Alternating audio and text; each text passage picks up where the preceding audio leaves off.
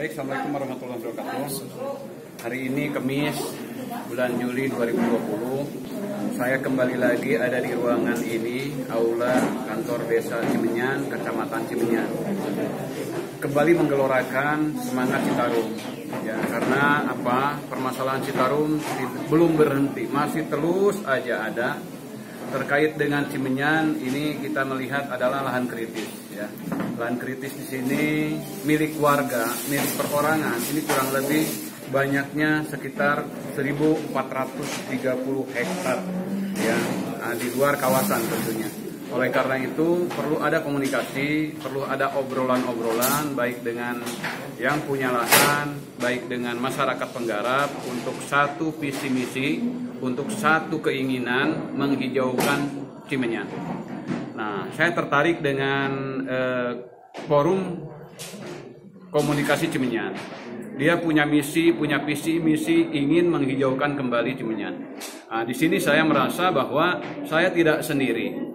Saya punya kekuatan yang sangat luar biasa di Cimenyan. Selain didukung oleh Pak Camat, Pak Kades, Pak Kapolsek, juga Pak Babin Kaptipmas, juga komunitas-komunitas yang ada di Cimenyan seperti yang saya sebutkan tadi, itu ada forum komunikasi Cimenyan, ada KSB, ada Saber, kemudian didukung juga Karang Taruna, bertekad tadi semuanya untuk sama-sama mempunyai visi yang sama untuk menghijaukan Cimenyan. Kita punya pohon di Dago Resort, silahkan dimanfaatkan untuk ditanam di Cimenyan. Tapi kita jangan ingin jago tanam, ya, karena jago tanam sudah banyak. Dari dulu Pak Kades sudah bilang, Pak Camat sudah bilang, yang jago menanam di Cimenyan sudah sangat banyak.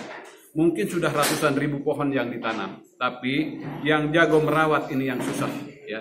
Kita harus sama-sama jago nanam dan jago merawat. Karena kalau visi kita untuk menghijaukan Cimenyan hanya visinya menanam saja, nggak akan berhasil.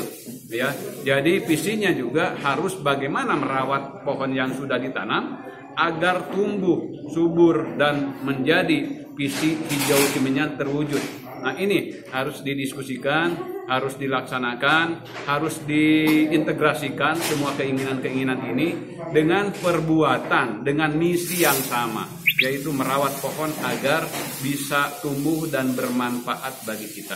Kita harus prihatin bahwa tahun 2009 itu ada 344 mata air, ya, di sekitaran Cekungan Bandung ini.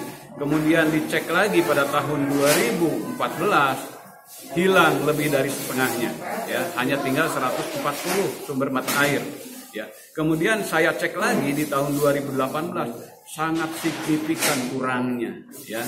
Saya baru menemukan sumber mata air itu di Kota Bandung dan sekitarnya sampai ke Lembang baru ketemu 38, ya, di tahun 2018 kemarin. Nah, oleh karena itu semakin ke depan ini mata air ini akan berkurang, ya. Mata air berkurang ini disebabkan karena pohon semakin menghilang karena ditebangi. Nah, sekarang selain pohon ditebangi juga maraknya pembangunan, ya. Nah, oleh karena itu kita memanfaatkan atau kesempatan kita masih ada karena lahan masih terbentang. Oleh karena itu yuk kita tanamin bareng-bareng dan dirawat bareng-bareng. Alhamdulillah, ya, inovasi-inovasi yang sudah dilakukan oleh kita bikin tandon air, embung air itu sudah 55 titik, ya. Kalau 55 titik ini ada isi airnya masing-masing 200 liter, maka dalam satu hari kita bisa menyelamatkan atau menyirami air pohon itu kurang lebih 5.500 pohon. Seandainya warga ikut bersama-sama membuat tandon dan sumber airnya kita cari sama-sama, itu insya Allah pohon yang kita tanam ini ke depan akan tumbuh subur dan bermanfaat untuk kehidupan kita. Ya, tidak menutup kemungkinan mata air yang hilang ini akan tumbuh lagi, akan ada lagi, muncul lagi setelah pohon itu jadi. Tapi bukan hal yang mudah untuk menanam dan merawat pohon. Menanamnya gampang, merawatnya yang susah. Itu ya, butuh waktu yang cukup panjang. Saya mengevaluasi, ya, memang tahun 2018 ada pohon yang sudah saya tanam sudah tingginya 6 meter sudah ada. Tapi juga yang matinya juga banyak gitu kan. Yang tahun 2019 terakhir nanam itu bulan Desember. Alhamdulillah tingginya kurang lebih sekarang sudah 1,5 meter, ada yang 1,70 meter. Kita pantau terus karena saya jalan terus ke Cimenyan ini hanya untuk melihat pohon yang kita tanam. Nah, oleh karena itu ke depan saya berharap tadi sudah ada komitmen dengan Forum Komunikasi Cimenyan, dengan Saber, dengan KSB bahwa mereka melalui ucapan Pak Kades bahwa Pak Dan Sektor tidak sendirian di sini. Ada kami, ada forum, ada Muspika dan lain sebagainya, ada Karang Taruna, bahkan ibu-ibu hadir untuk mendukung program penghijauan di Cimenyan ini.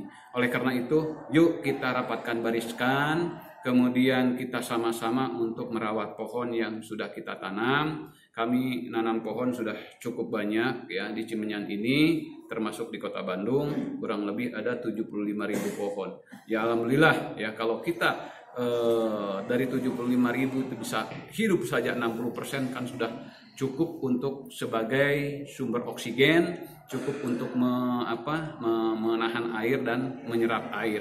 Kebutuhan KBU ini ada 25 juta pohon. Oleh karena itu kalau hanya bersandar kepada dinas-dinas terkait saja, kehutanan, kemudian perhutani, 25 juta pohon untuk mencari pohon sebanyak itu susah. Oleh karena itu saya himbau mungkin lewat Pak Camat, lewat Pak Kades gitu.